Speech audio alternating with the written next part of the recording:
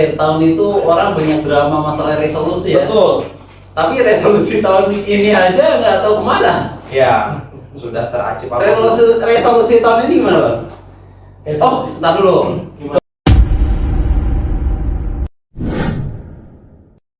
Sebelumnya mungkin teman-teman udah banyak kenal Bang Malik ya, praktisi pendidikan Ya. yang mengabdi untuk bangsa dan negara, mencerdaskan kehidupan bangsa. Dan beliau ini salah satu seorang HR profesional, guys. Jadi praktisi HR di salah satu perusahaan yang berada di bidang internet. Kita kembali ke topik tadi, masalah resolusi katanya. Sebenarnya kalau kita ngomongin planning resolusi gampang lah ya, cari ada di ChatGPT ketemu. Tapi kita evaluasi aja yang kemarin deh. Kemarin tuh banyak orang yang bikin resolusi, mungkin termasuk kita ya. Iya, iya. Dan tahu-tahu, wih gila nih udah ganti tahun aja. Oke. Resolusi tahun ini kayak tahun depan kayaknya mengulang resolusi tahun kemarin. Yang wishlist itu ya, yang belum tergapai ya, wishlist doang, wishlist gitu kan. Tapi bisa diakalin mbak. Oke. Misalkan resolusi tahun ini hidup sehat dicoret. hidup. Sehatnya dicoret. Iya, betul. Beli iPhone 14 Pro Max, Ya. tambahin banyak, casing. Jadi masih belum final itu ya. Tahu lagi kan? Dari konten kreator ini ya. Iya, Kan katanya ada aja. biasanya kan gitu. Maksudnya biasanya gini loh. Semua hal yang terkait dengan target itu kan ada perlu dievaluasi, Bang. Betul, sangat perlu. Dan kita tuh perlu bersyukur atas apapun pencapaian yang kita dapatkan sampai detik ini. Yes. Tadi minimal kita masih hidup itu adalah suatu hal yang perlu kita syukuri ya nggak sih? Sehat ya. Iya Bang. Hidup sehat ya, sehatnya dicoret masih hidup. Masih hidup, walaupun sakit sebenarnya masih hidup. Betul. Karena banyak yang udah nggak hidup. Udah nggak hidup. Bener sih. ada. Sendal ente misalkan, Ya. hidup nggak? Sendal. Iya sendal, nggak hidup. Nah itu dia. Kita masih hidup berarti perlu bersyukur kan? Iya, oke. Gimana? Jadi ya mungkin teman-teman bisa menceritakan lah di 2024 ini secara general ya, harapannya, kemudian apa yang dirasakan di ending ini ya. Mungkin ini kita coba sharing ya gitu. Nah, bagaimana mungkin Pak Herda nih di 2024 tadi kata Bang Barif kita kan ada evaluasi. Itu gimana Bang menurut Abang nih? Di 2024 ini kita sudah seperti apa, ini udah apa Pak ya? Iya, pasti harapannya tentu akan selalu lebih baik gitu ya tahun depan ataupun resolusi yang akan kita jalani 2024. Salah satu pencapaian terbaik saya kenal abang-abang yang luar biasa ini gitu kan ya. Kenal 2024 ya sama Bang Haji Malik, Berkolaborasi ya. Ada ruang kolaborasi baru. Betul kan, kalau bisa baru, relasi baru gitu ya, hal baru. Ini sangat pencapaian, bisa base achievement saya lah gitu ya dari sisi pertemanan ini. Nah, terus ya dari sisi pekerjaan juga alhamdulillah bisa lebih baik, lebih santai, lebih banyak manfaat gitu ya. Itu Secara kunci pribadi dari juga. bawah guys. Eh, Bisa lebih banyak ngasih manfaat. Poin pentingnya itu tuh. Ya, salah satunya hal kayak gini ya, harapannya kan bisa sedikit banyaknya bermanfaat lah gitu buat audiens. Impactful. Ya, jadi harapannya nggak spesifik, lebih baik lagi aja untuk 2024 kemarin, dan alhamdulillah pencapaian kayak gini ya salah satu yang disyukuri lah gitu ya. Sehat terutama Hidup. kemarin bagus juga nih seperti ini. Nah, harapannya 2025 dari hasil ketemu ini kita jadi sesuatu nih. Pasti lah, insya Allah ya Allah. Seperti itu. Enggak ke abang. Siap. Oke, selanjutnya Udah kayak kita, ya tadi sudah dari Bang Herda yang masya Allah luar biasa. selanjutnya jadi udah kayak acara ending. apa nikahan aja. Oke Bang, bagaimana dari Abang nih di 2024 ini? Sebenarnya 2024 ini nggak ada sesuatu yang spesial sih ya Oke. buat kita. Tapi apapun itu kita pertama emang wajib bersyukur sih. Kenapa? Karena kita masih hidup aja itu udah sesuatu yang wajib kita syukuri. Kenapa? Kalau kita melihat di belahan dunia yang lain, kita 2024 tahu nggak yang viral dari awal sampai akhir tahun itu apa? Terus di Gaza, ya kan? Si bajingan Israel membantai anak-anak. Jangankan mau kerja guys, kayak kita mau berangkat sekolah atau sekedar ngambil air minum aja tuh tempat pengungsian yang dikasih suplai makanan minuman yang memang itu steril, Dilarang kan itu. untuk Betul. para pasukan militer itu Bisa. aja dibombardir. Terus kita meratapi pencapaian kita yang jauh dari angan-angan, sedangkan kita masih diberi kesempatan untuk hidup, itu kayaknya menurut saya akan jadi beban gitu loh. Jadi tetap harus kita syukuri, tapi ada satu kebanggaan yang tetap bisa kita rasakan deh Bang, Ya. khususnya di akhir tahun ini. Jadi memang kita alhamdulillah di tahun ini tuh ada merilis bisnis lah ya, bisnis baru ya. Tapi alhamdulillah di akhir tahun ini kita ada deal 2 company, itu kita bersyukur banget ya. Dengan multinational company kita udah sign agreement untuk 1 tahun ke depan lah kerjasama Ya, ini. 1 tahun ke Itu ya depan, salah satu pencapaian yang wajib kita syukuri juga. Tapi khawatirnya kalau kita selalu membicarakan pencapaian yang besar-besar, itu nggak semua orang punya pencapaian yang sama, Bang. Bahkan kesempatannya aja kan nggak punya mereka. Makanya kita lebih ke menurunkan standar kebahagiaan kita. Kalau Gus Bala kan bilang kalau Lebih. orang tuh pengen bahagia harus punya Alphard dulu. Lebih dengan Ya itu bodoh gitu. Padahal dengan kopi. kita punya 11 kopi segala mineral aja kita bisa nikmatin, dan kalau kita bersyukur juga itu bisa Bahagia. memunculkan sebuah kebahagiaan gitu loh. Maksud saya, Sebenarnya kebahagiaan itu berarti diciptakan bukan dicari. nah setuju sih. Kebahagiaan itu memang diciptakan sama kita. Iya. Makanya Buatlah standar kebahagiaan kita. jangan sampai kemudian kita menaruh standar kebahagiaan kita kepada orang lain. lain. Kan kebanyakan orang kan kayak gitu. Iya. Kenapa Enak dia ya. overthinking? Butuh validasi. Iya, betul. Kenapa dia butuh validasi? Nih, tahu nggak satu hal apa yang bisa orang lakukan supaya bisa menyenangkan semua orang? Tahu nggak? Tidak ada. Tahu nggak apa? Ya, nggak ada harusnya. Nah, exactly, nggak ada. Jadi kalau kita berusaha untuk membuat semua orang itu suka dengan kita, nggak ada guys, Nggak bisa ya. nggak bisa. Makanya kita pengen kebahagiaan itu diri sendiri, tapi standarnya kita taruh ke orang lain. Orang lain. Itu kan problemnya orang-orang zaman sekarang. Betul, betul. Gue udah bagus nih, tanya postingan gue keren banget nih, pasti semua orang bakal suka. Dihujat, Pasti. Awi dihujat, meratap dia. Anjir, gue udah se-effort ini nggak ada orang suka. Betul. Atau mungkin Betul kan?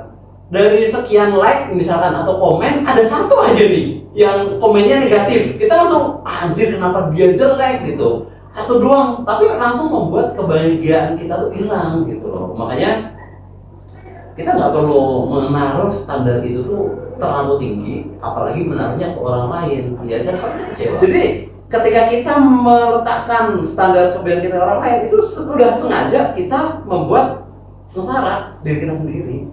Cuma nggak bakal tercapai ya. Karena ya nggak Pasti mungkin. kecewa ya.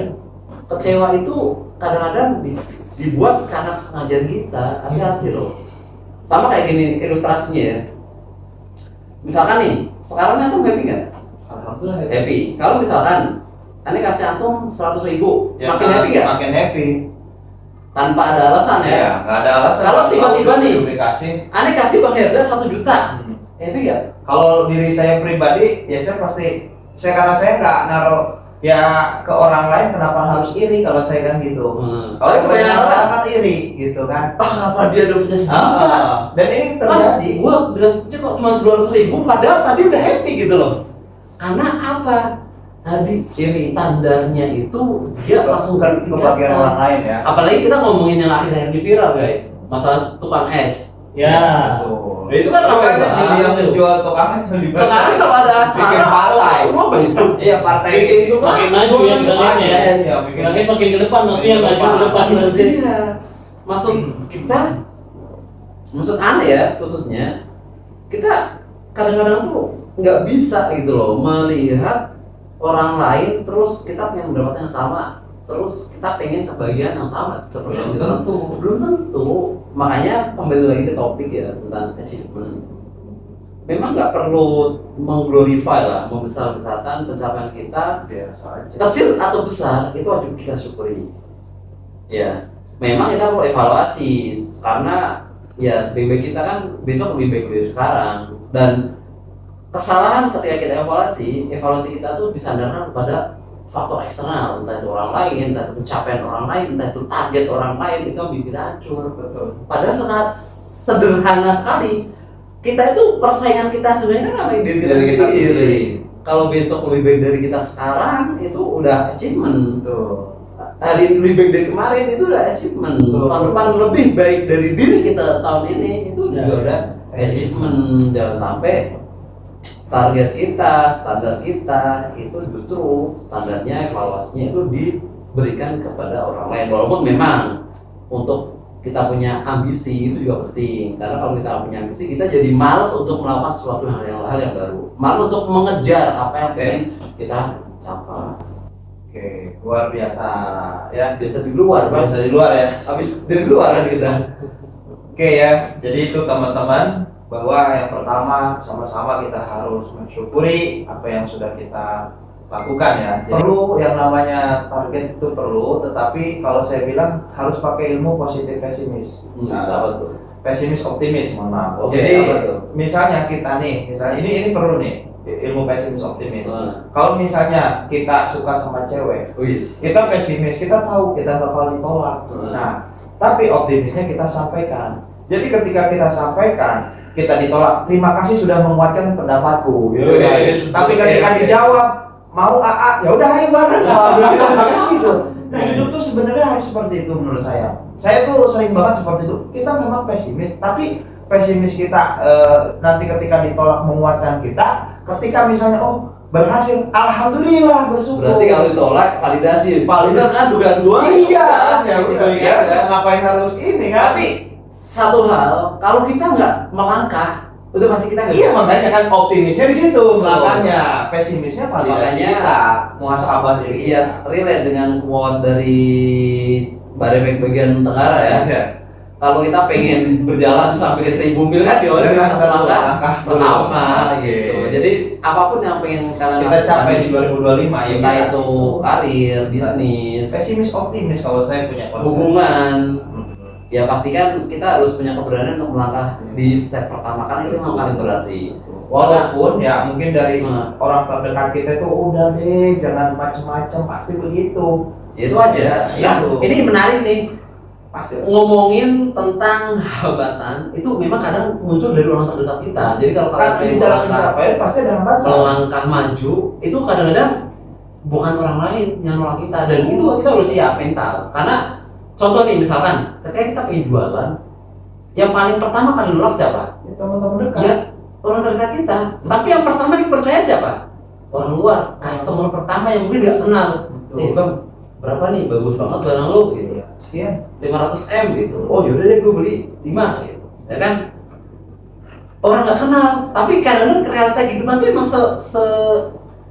fun itu gitu.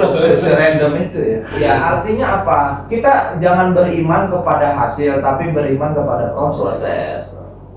Jadi apapun itu target kita di 2025, orang mau validasi kita jelek kayak nggak mungkin nggak achieve. Yang penting melangkah dulu, action dulu ya kan.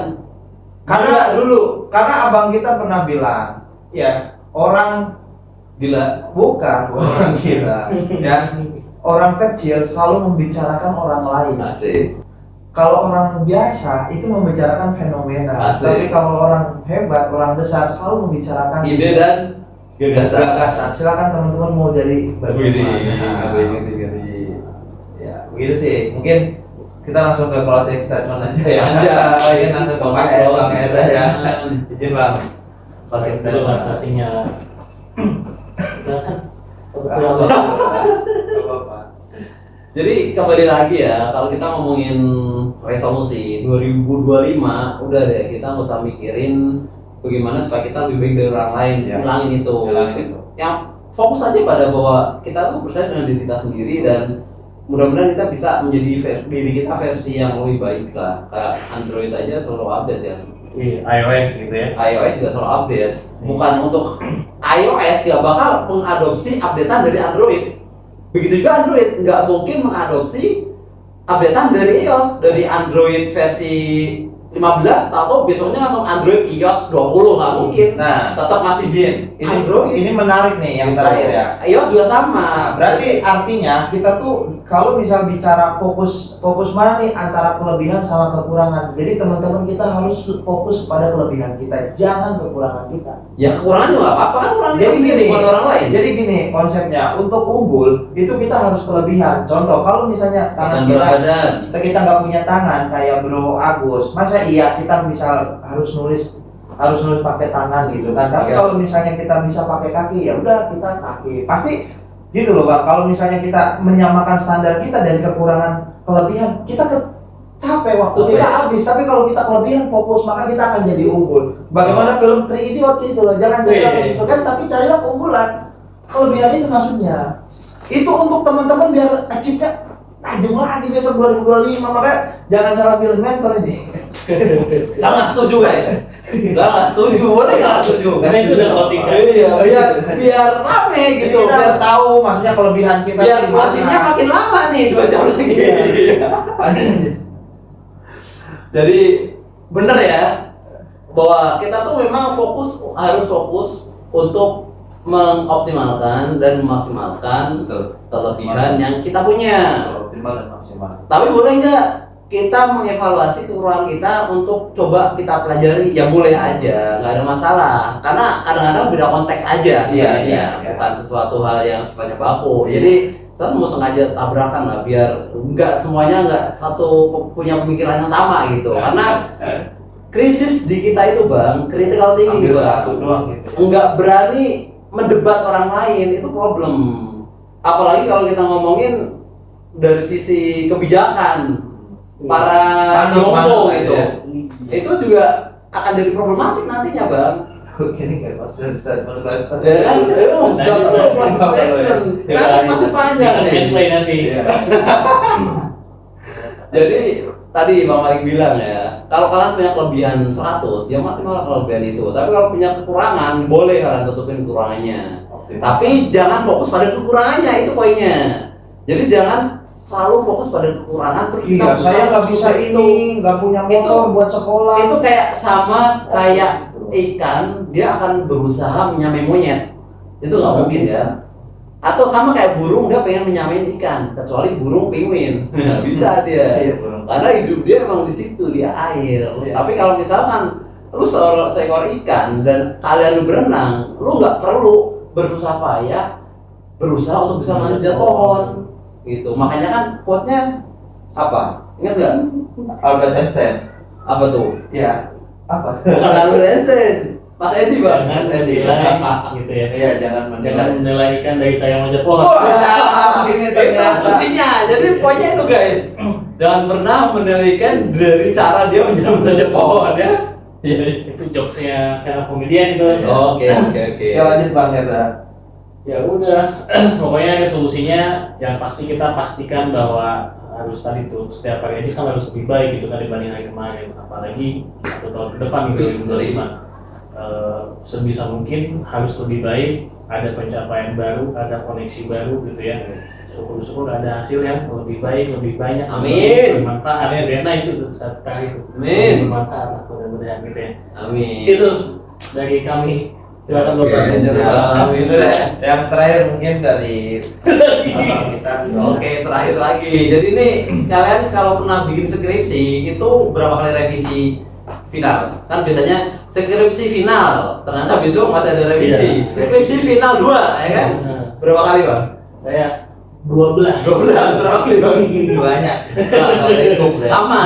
Ini juga final statementnya banyak juga nanti 12. Jadi intinya adalah melangkah aja dulu, gerak aja dulu teman-teman, sebagaimana orang terdahulu pernah mengajarkan kepada kita.